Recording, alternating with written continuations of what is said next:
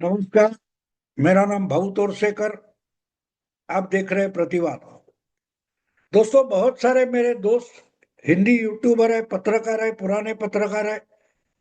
उनके साथ उनके चैनल पर मैं पॉडकास्ट में जाता हूँ और उसमें बार बार पिछले 2 महीने से 3 महीने से देश में जो चुनाव होने वाले थे, विधानसभा के चुनाव होने वाले थे, उस पर हमने चर्चा की है। उसमें ज्यादा से ज्यादा चर्चा बंगाल पर हुई है और बंगाल बीजेपी आसानी से जीत लेगी, तगड़ी लड़ाई होगी और बीजेपी अपनी खुद की बहुमत की सरकार बनाएगी। यहां से लेकर बीजेपी 200 तक क्रॉस कर सकती है, ये मैंने बोला था। वो मेरा अंदाज था, मेरा अनुमान था।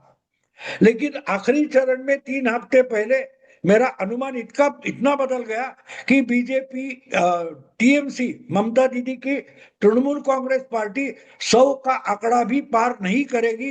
ये भी भविष्यवाणी मैंने की थी, वो सच निकली। तो बार बार पिछले 2 दिन से लोग मुझे पूछ रहे कि ये अनुमान आप कैसे करते हो।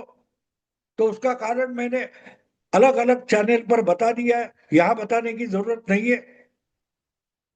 लेकिन एक बात हमें समझना जरूरी है कि बंगाल अचानक इतना क्यों बदला। बहुत सारे पत्रकार है, संपादक है, एनालिस्ट है, वो अभी भी सोच में पड़े कि अरे बंगाल इतना बदला तो क्यों बदला।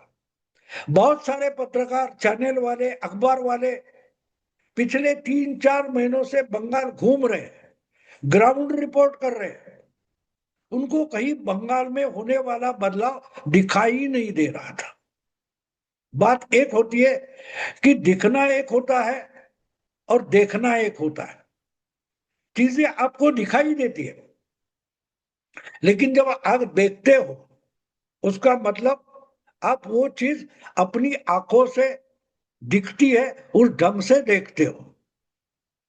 कोई भी चीज पर प्रकाश किरण पड़ता है तो उसका रिफ्लेक्शन आपके आंखों से आपके दिमाग में तरफ कुछ संकेत, सिग्नल भेजता है और वो सिग्नल दिमाग प्रोसेस करता है।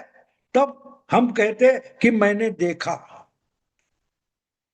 इसलिए दिखना और देखना, इसमें फर्क होता है। सामने चीज होगी लेकिन वो आपको दिखती है, लेकिन आप देखते नहीं। ये समझना बिल्कुल जरूरी है। और इसलिए बंगाल में जो बदलाव हो रहा था, वो बहुत सारे पत्रकार, संपादक, एनालिस्ट देखना नहीं चाहते थे। जो चैनल के कैमरे जाते थे, मैं ये बात आपको इसलिए बोल रहा हूं, मैं जब 2-3 साल पहले की बात है, मैं मेरे आंखों के ट्रीटमेंट के लिए, उपचार के लिए एक आंखों के अस्पताल में गया था। पहचान वाले डॉक्टर थे। तो वो मेरी आंख में जो प्रॉब्लम है उसकी जांच करते करते डॉक्टर मुझे कुछ समझा रहे थे। तो अचानक उन्होंने एक आंख का मॉडल, खिलौना जैसा मॉडल था, वो मुझे दिखाया। बोलो देखो आंख कैसे काम करती है। प्रकाश आया, ओप गया, वगैरह वगैरह उन्होंने समझा। तो मैंने कुछ सुन लिया और बाद में उनको बोला कि आंखें देखती नहीं। वो अचंभित हो गए। मुझे बोले आंख नहीं देखती तो क्या देखता है। मैंने बोला दिमाग देखता है। तो वो चकित हो गए, ये बोले ये क्या बात है। मैंने बोला आंख जो होती है वो जो सामने चीज है उसके सिग्नल्स दिमाग को भेजती है, भेजे को भेजती है, ब्रेन को भेजती है। ब्रेन वो सिग्नल प्रोसेस करता है और तय करता है कि सामने टेलीविजन है, कंप्यूटर है या कार है। तो देखता ब्रेन है और ब्रेन सिलेक्टिवली देखता है। जो देखना चाहता है बस वही देखेगा, और जो नहीं देखना चाहता वो आंख को दिखेगा लेकिन आपको नहीं, आप देख नहीं सकते क्योंकि आपको देखना नहीं है। क्योंकि आप क्या करेंगे ये आपका दिमाग तय करता है, आपका ब्रेन तय करता है। तो आंखों के सामने जो जो सिग्नल होते हैं वो आंखें दिमाग को भेजती है, लेकिन दिमाग सोचता है कि ये देखना है, वो नहीं देखना है। तो वो भी डॉक्टर आर्गुमेंट में आ गए, बोले मैं तो आंखों का डॉक्टर हूं, तुम तो डॉक्टर नहीं, तुम तो पत्रकार हो। मैंने बोला बिल्कुल सही है, लेकिन ये मेरा निरीक्षण है, ऑब्जर्वेशन है। वो और अस्पताल के 2-4 डॉक्टरों को लेकर आए और हमारा बहुत गर्मा गर्म आर्ग्यूमेंट हो गया। तो मैंने उनको एक ऑफर की, एक काम करो, हम जहां बैठे आपके सर पर एक कैमरा लगाओ और नीचे जाकर सामने वाला जो बड़ा सर्कल है मेन रोड का, उस सर्कल पर घूमो और वापस आके एक टेबल पर बैठ जाओ और एक कागज ले लो। जो जो गोल घूमते हुए सर्कल में आपको जो जो चीजें दिखाई दी, वो आप एक कागज पर नोट डाउन करो। आप तो घूमे और आपके सर पर जो कैमरा है वो भी घूमा है, तो जो जो चीजें आपके आंखों ने देखी है वो कैमरा ने भी देखी है, लेकिन कैमरा ने हर चीज रिकॉर्ड की है। आपकी आंखों ने भी रिकॉर्ड की है। आंखों के पास दिमाग के पास सिग्नल भेजा, लेकिन अगर दिमाग ने नहीं देखा होगा तो आपकी यादों में वो चीजें नहीं होगी जो आपको दिखाई दी थी, लेकिन आपने देखी नहीं। तो भी चकित हो गए, बोले ये क्या बात हो गई। लेकिन आहिस्ते आहिस्ते मैं जो कह रहा था उनके समझ में आ गया, वो बोले बिल्कुल सही है। तो दोस्तों, मैं जब यूट्यूब या टीवी या चैनल वगैरह देखता हूं, तो कैमरा जो दिखाना चाहता है वो मैं देख लेता हूं, ना कि एंकर जो दिखाना चाहते हैं। किसी भी चैनल का एंकर या यूट्यूब चैनल वाला आपको कैमरा पर जो रिकॉर्ड किया गया वो दिखाते वक्त बातें करता रहता है, और जब बातें करता रहता है तब आप आंखों के सिग्नल से ढल जाते हो, अलग हो जाते हो, और वो जो बोल रहा है उस पर सोचने लगते हो, और जब उसके कहने के बात है वो सोचने लगते हो, तब आंखें जो दिखा रही है वो आप देख नहीं पाते। तो बात ऐसी होती है। तो इसलिए एक बात है कि जो चीजें सामने है वो बदलाव हो रहा था, वो बंगालियों के सामने हो रहा था, बंगालियों में हो रहा था, बंगाली वोटर में, बंगाली महिला में, बंगाली युवा में, बंगाली बूढ़ों में ये बदलाव हो रहा था, जो बंगाल का असली वोटर है।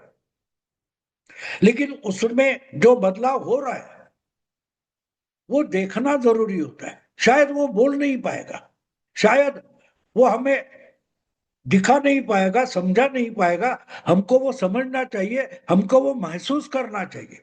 और इसलिए बार बार मैं अपने पॉडकास्ट में, वीडियो में एक बात बोल रहा था कि धुरंधर का वो गाना मुझे बहुत पसंद आता है, और उस गाने की एक लाइन में पूरा का पूरा बंगाली चुना मैं समझ पाया।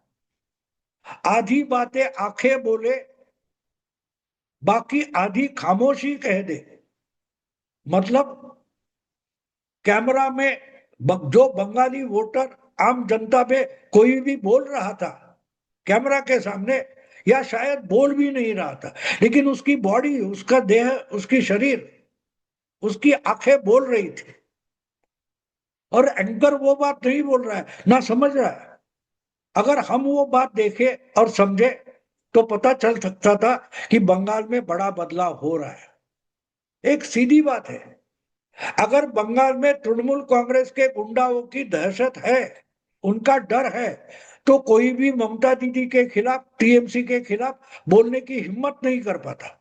और इसलिए जब आप कैमरा लेकर घूम रहे हो, माइक लेकर घूम रहे हो, तो जो भी इंसान आपको कहता है कि बात नहीं करेंगे, बोलेंगे नहीं, चुनाव में हमको कुछ पता नहीं, तो वो साफ साफ बोल रहा था कि बोलूंगा तो टीएमसी वाले पीटेंगे, मारेंगे।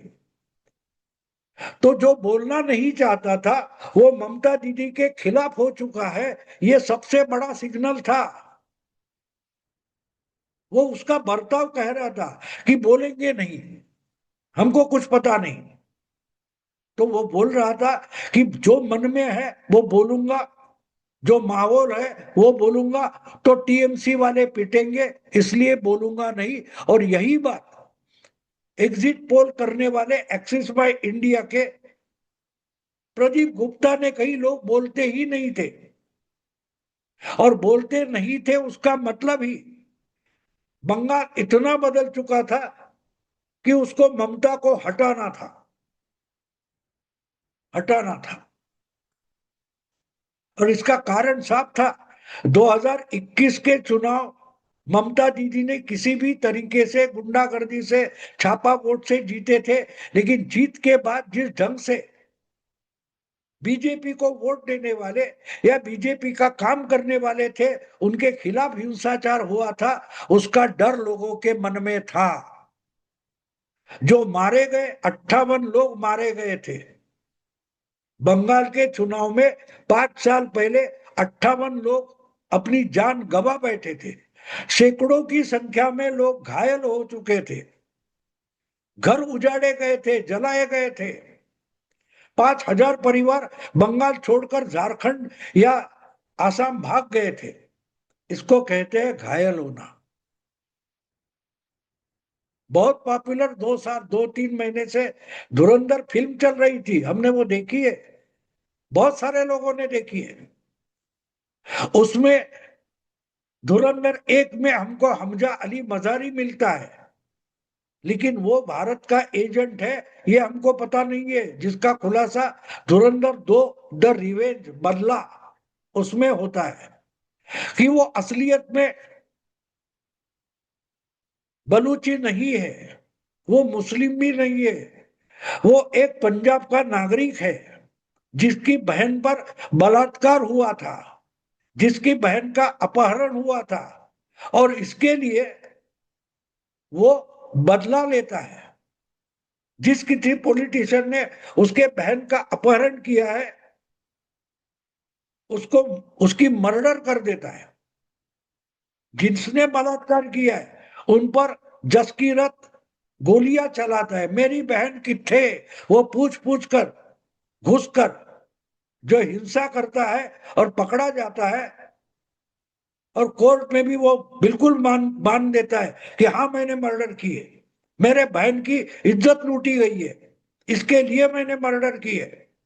तो उसके बाद उसको उठाकर भारत की खुफिया एजेंसी उसको बदले के लिए पाकिस्तान में भेजने का प्लान बनाती है, और उससे जसकीरत का अगले कुछ सालों में हमजा अली मजारी बन जाता है। दोस्तों, उसमें एक डायलॉग है, घायल हूं इसलिए घातक हूं। जब जसकीरत को कोर्ट से जेल में जाते हुए भगाया जाता है, उसका अपहरण किया जाता है, किडनैप किया जाता है, और उसको मान लो कहीं मारा गया, कहा गया, गायब हो गया, इस ढंग से उठाया जाता है, और भारत की खुफिया एजेंसी जसकीरत को हमजा अली मजारी बनाकर पाकिस्तान में भेज देती है, कराची भेज देती है, कराची के लियारी एरिया में भेज देती है। जसकीरत घायल था इसलिए घातक हो गया, हमजा अली मजारी बन गया। ये सब हम देखते हैं, लेकिन सोचते हैं, आंखें आंखें जो दिखाती है, वो दिमाग अगर देखना नहीं चाहता तो हमारा देखना सिलेक्टिव बन जाता है। हमने धुरंधर देखी है, धुरंधर 1 देखी, धुरंधर 2 देखी, लेकिन उसमें बहुत सारे संकेत आते हैं कि इंसान किस ढंग से सोचता है, जब बदला लेना चाहता है तो किस ढंग से सोचता है। बांग्लादेश में हिंदुओं के खिलाफ हिंसा हो गई थी, ममता दीदी एक शब्द से दुख नहीं बोलती, ममता दीदी ने उसके बारे में एक शब्द से रिएक्शन नहीं दी थी। हिंदू मारा जाता है, ममता को चिंता नहीं है। लेकिन बांग्लादेश में, पश्चिम बंगाल में एसआईआर हो जाता है, बांग्लादेशियों को पकड़कर वापस भेजा जाता है, तो ममता दीदी रोने लगती है, सुप्रीम कोर्ट तक जाती है। इससे पश्चिम बंगाल का हिंदू घायल हुआ था, जैसे जसकीरत घायल हुआ था, उसकी बहन पर अत्याचार के कारण जसकीरत घायल हुआ था। बांग्लादेश में हिंदुओं पर अत्याचार हुए, 2021 में बंगाल के हिंदुओं पर अत्याचार किए, टीएमसी वालों ने किए, टीएमसी के गुंडे जो थे उन्होंने किए, उससे बंगाली हिंदू घायल हुआ था। तो 2021 का जो बंगाली हिंदू था, जो ममता के खिलाफ खड़ा रहना चाहता था, बीजेपी के साथ खड़ा हुआ था, वो घायल हुआ था, वो जसकीरत था। और 5 साल आते आते उस जस की रथ का 2026 में हमजा अली मजारी बन गया, धुरंधर हो गया। और धुरंधर जो चमत्कार करता है, लियारी में जाकर धुरंधर जो चमत्कार करता है, वो चमत्कार हो गया है बंगाल में। वो देखने की जरूरत नहीं है, वो महसूस करने की जरूरत है। धुरंधर फिल्म में बहुत सारे सिग्नल हमारे सामने आए, क्या हमने वो समझने की कोशिश की? अगर धुरंधर फिल्म समझोगे तो बंगाल का चुनाव समझना बिल्कुल आसान हो जाता है। लेकिन बुद्धिजीवी जो होते हैं वो हर चीज का सबूत मांगते हैं, वो हर चीज की टेस्ट करना चाहते हैं, हर चीज को लेबोरेटरी में भेजना चाहते हैं, हर चीज को इंक्वायरी चाहते हैं, जांच करना चाहते हैं। उनकी समझ में बंगाल का चुनाव नहीं आएगा।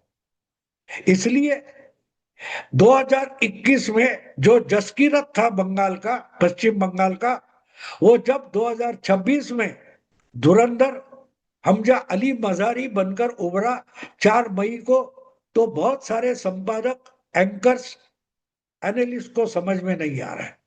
दोस्तों, अगर आपको समझ में आए तो समझने की कोशिश कीजिए। मैं रुकता हूं। अगर वीडियो पसंद है तो लाइक कीजिए, शेयर कीजिए और प्रतिवाद को सब्सक्राइब कीजिए। नमस्कार।